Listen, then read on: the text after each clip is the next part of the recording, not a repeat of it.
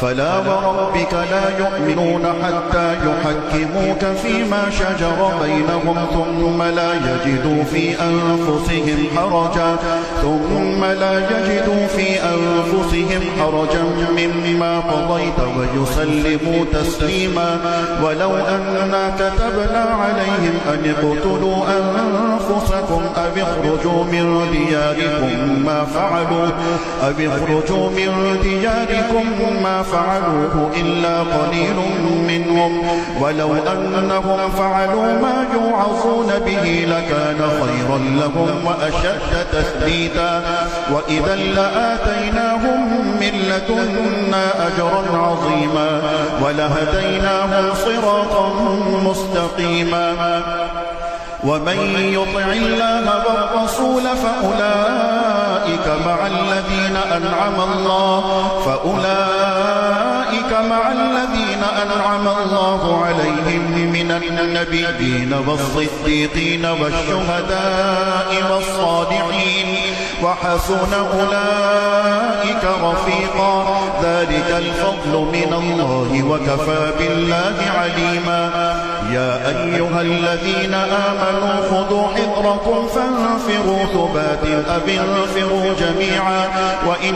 منكم لمن ليبطئن فإن أصابتكم مصيبة قال قد أنعم الله علي إذ لم أكن معهم شهيدا ولئن أصابكم فضل من الله ليقولن كأن لم تكن بينكم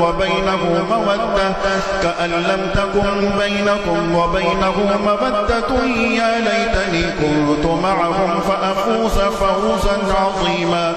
فليقاتل في سبيل الله الذين يشرون الحياة الدنيا بالآخرة ومن يقاتل في سبيل الله فيقتل أو يغلب فسوف نؤتيه أجرا عظيما وما لكم لا تقاتلون في سبيل الله والمستضعفين من الرجال والنساء والولدان الذين يقولون ربنا أخرجنا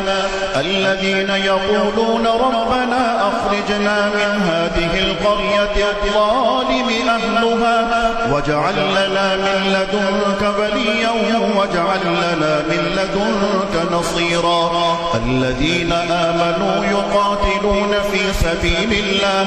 والذين كفروا يقاتلون في سبيل الطاغوت فقاتلوا أولياء الشيطان إن كيد الشيطان كان ضعيفا